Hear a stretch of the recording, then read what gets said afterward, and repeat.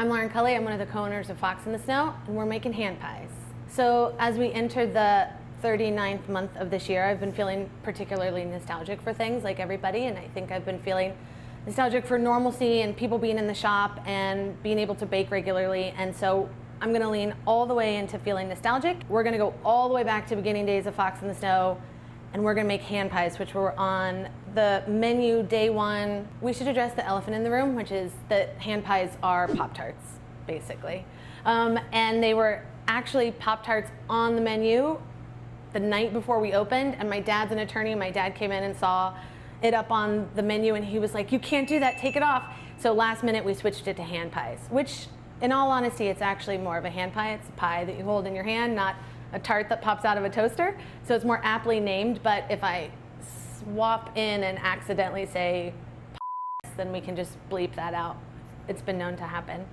So the exciting thing about this recipe, other than it's delicious and they're adorable and it's fun to make, is that the dough is really the best part about this, and it's gonna set you up for pastry success for forever. The dough itself you can use as hand pies, you can use as an actual pie dough, you can use it as a base for almost anything. The secret to this recipe, and I say we never have secret ingredients, but this is sort of like our untalked about ingredient.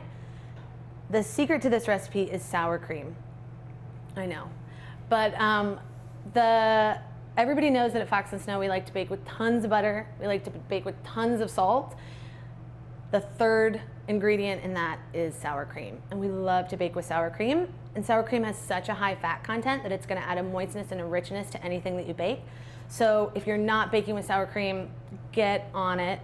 Throw it into cakes, throw it into your hand pies, throw it into, oh, what's the other thing? Banana bread. You should throw it into everything. Let's get started. Super, super, super simple. Everything that we do is super, super simple. 5 ingredients to this, that's all you got. We're gonna throw everything into a food processor, we're gonna pulse it up, and then the real key to this is sort of the process or the procedure of how you're gonna put it together. I'm gonna go ahead and I'm gonna start with weighing out or measuring out my flour, and it's super simple. You're just gonna do 2 cups of flour. Okay.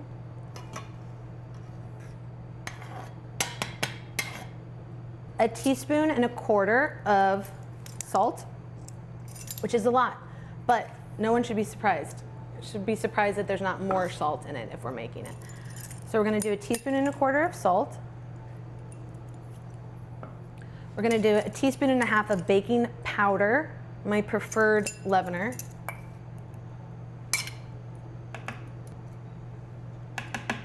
And then we're gonna cube 3 sticks of butter, which also shouldn't surprise you. Almost no recipe has this much butter, but every Fox in the Snow recipe always has this much butter.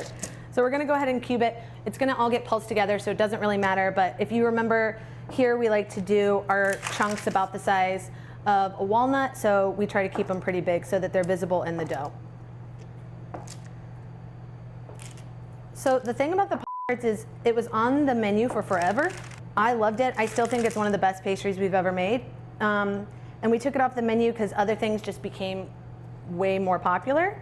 But every time that we ask people if we should bring a pastry back, this is the single most requested pastry. And now you can make it whenever you want.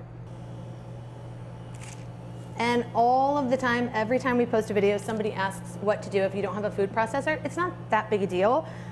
You can use 2 forks and cut it in together, and that works pretty well, or a pastry blender also works really well. The only thing that you never want to use is a hand mixer, because it's going to give you a big mess. It's going to not be pretty and not taste great either. For this guy, you're really just using half a cup of sour cream, which doesn't seem like a lot until you're trying to like squeeze out half a cup of sour cream, and then it's quite a bit. And then just dump this guy in there. We're going to pulse it a couple times.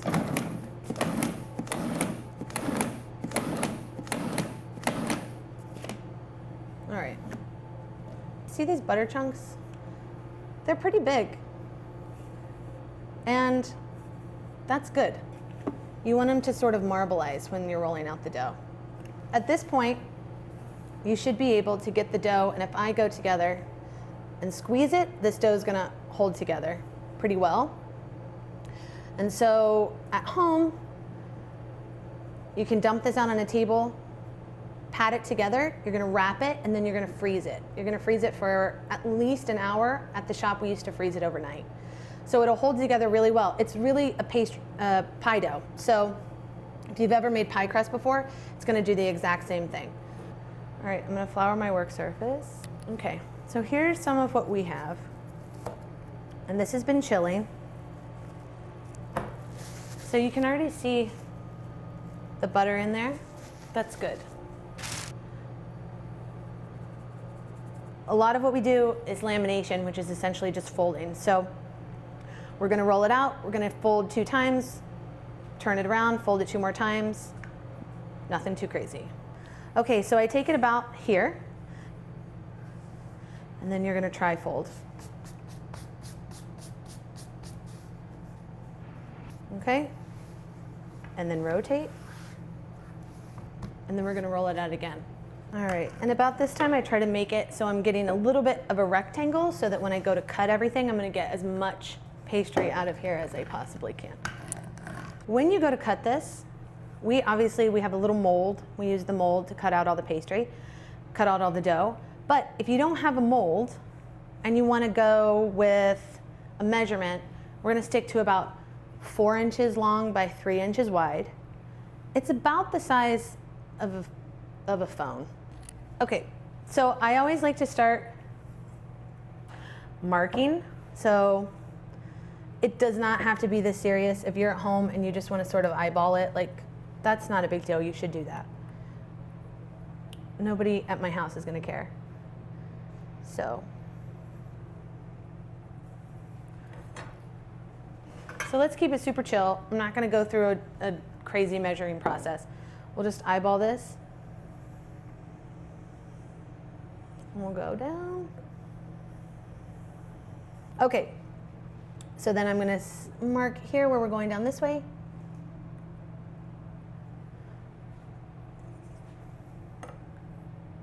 All right. That's pretty good. All right, then we're gonna go down again. Again, it doesn't have to be crazy. This is like when you're wrapping a present and the knife hits the paper just right and you can slide it all the way down. That's sort of what it feels like when you nail it. The other thing about Fox and Snow, right, is that everything we make is jumbo huge. So when we made them more like 5 by 3. But if you want to just have it be a nice pastry where you're going to get a bunch of it out of it, then we're just going to go 4 by 3. At this point, you're just going to end up with these little guys. They should fit right on top of each other.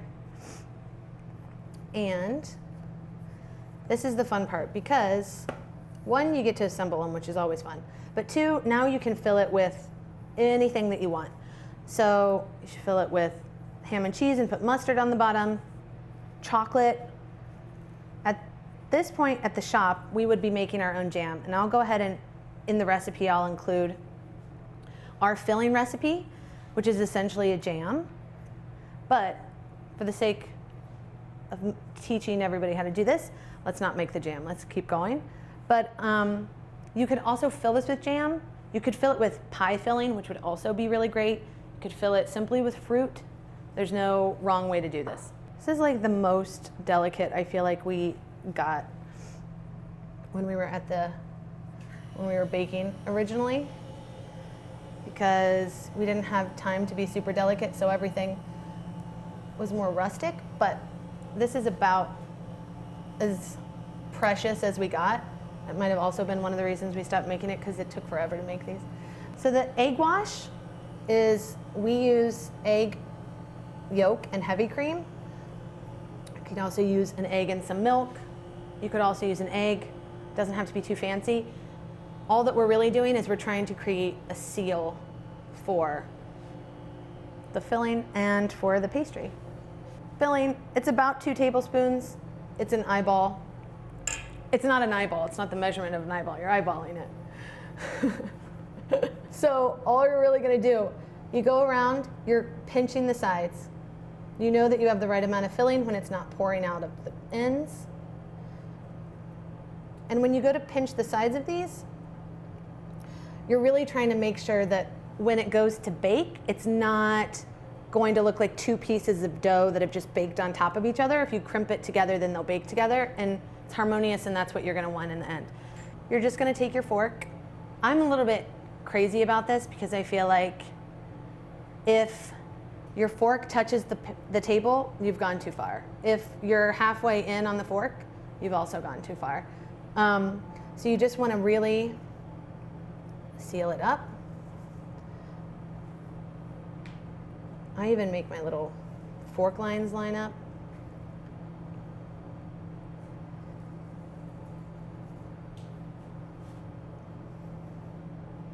Okay, and then if you really want to make it look pretty, because why not, we always go through and we clean up the edges.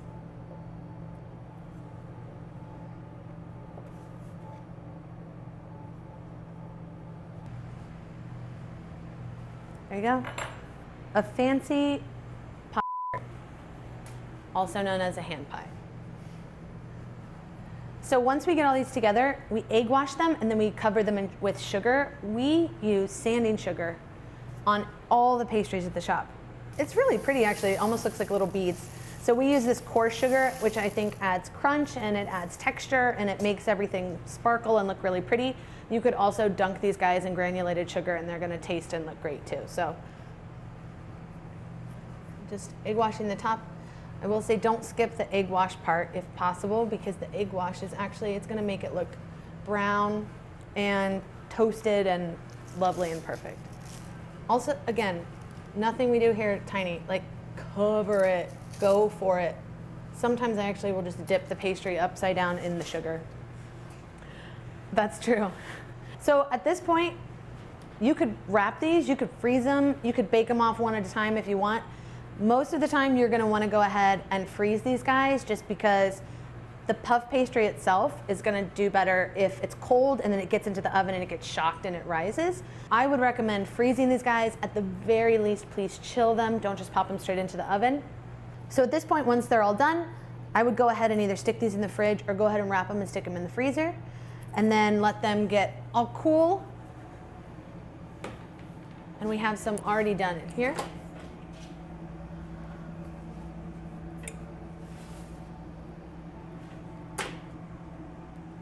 These guys. I don't want to toot horns, but if you look at the layering on this guy, that's just 2 folds and a ton of sour cream and butter.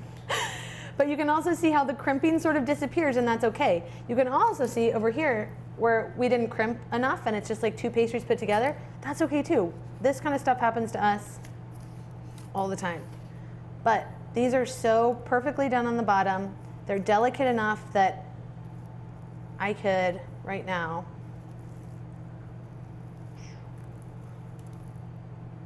oh man, look at that.